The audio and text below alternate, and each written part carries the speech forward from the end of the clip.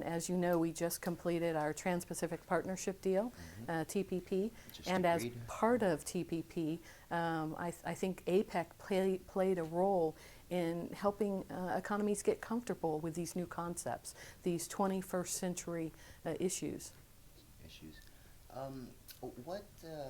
There's going to be a TPP meeting.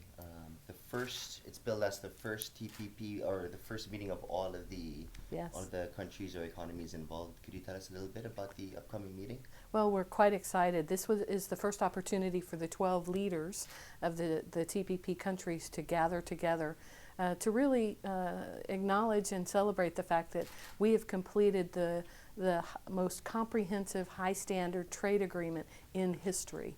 The last big trade deal, the Uruguay round, was over 20 years ago. This is the WTO, yes, World Trade Organization. Yes.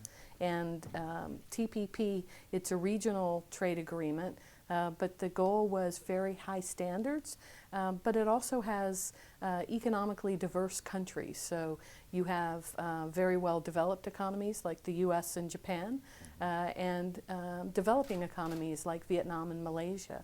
But what's interesting to me is you have one high standard. And I think the economies like Vietnam and Malaysia, were very courageous and visionary, and are using TPP to modernize their economies, to help ensure future competitiveness for them.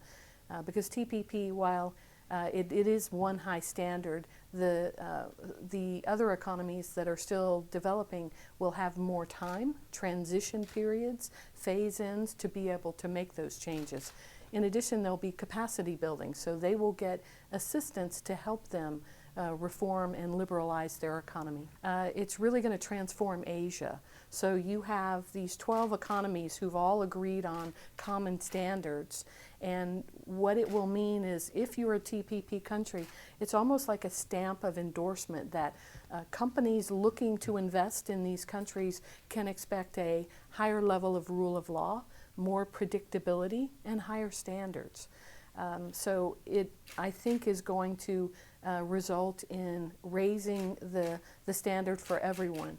One of the things Ambassador Froman said recently at the U.S. Chamber Board meeting was that since TPP has been concluded, 11 countries have reached out to the United States to begin discussions about potentially joining that, and he said that has wildly exceeded their expectations. So I think it's a good sign for all of us in Asia, because it's all about lifting standards and lifting people out of poverty.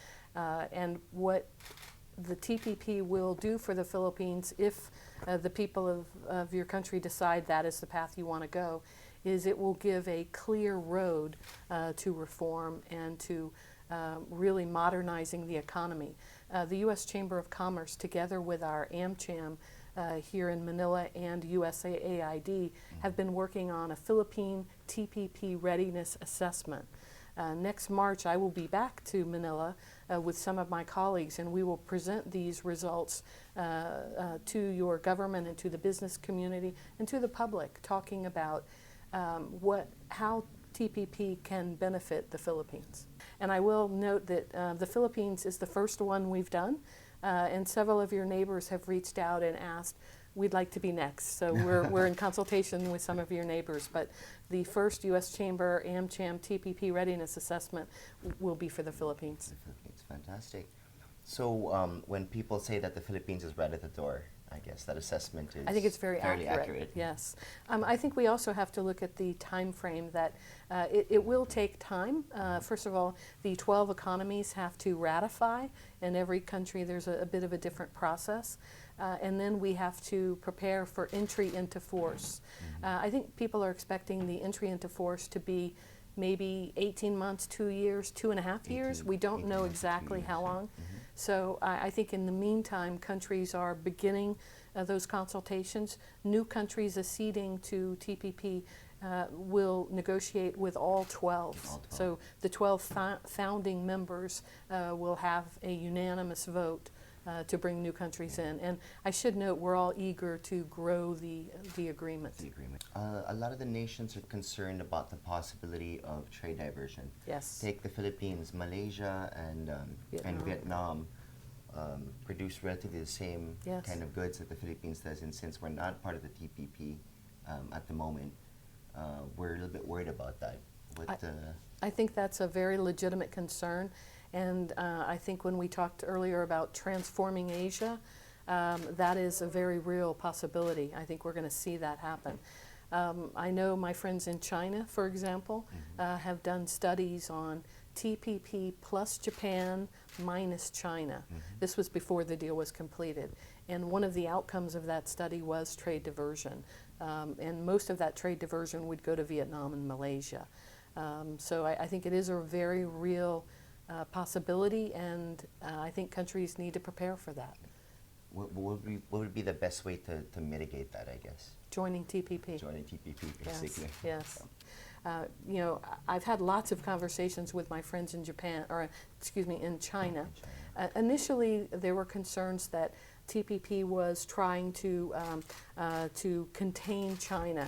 And I really have always disagreed with that view, because I see TPP as very open, and we want very much for China to join.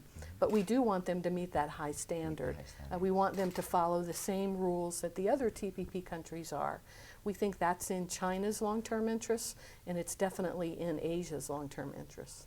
So would TPP and the FTAAP, would they play well with each other? Oh, absolutely. From my perspective, I think TPP forms a very nice platform for the FTAP.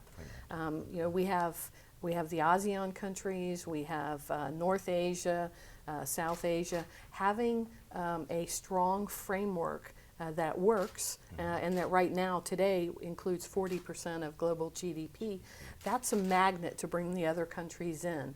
But a country like South Korea that already has high standard FTAs with the US, with Europe, a bilateral FTA, but the challenge for them, rice is excluded from the US-Korea FTA. Rice, for them to join TPP, must be included. And that's something I think that will be politically challenging in South Korea. The tariff for rice has to come down. They have to put it on the table.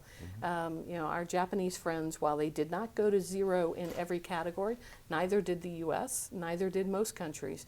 Every country had something significant that they needed to protect. So we understand that, but you cannot exclude it as we did in our bilateral with South Korea. How about for the Philippines? What are some of the obstacles to the Philippines joining? Probably the biggest challenge will be your constitution.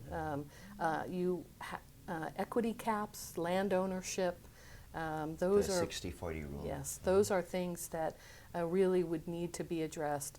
But I think because we're not talking about you know, you have to do this today, I think having a good pathway forward and helping socialize the information about TPP and how it will benefit the people of the Philippines.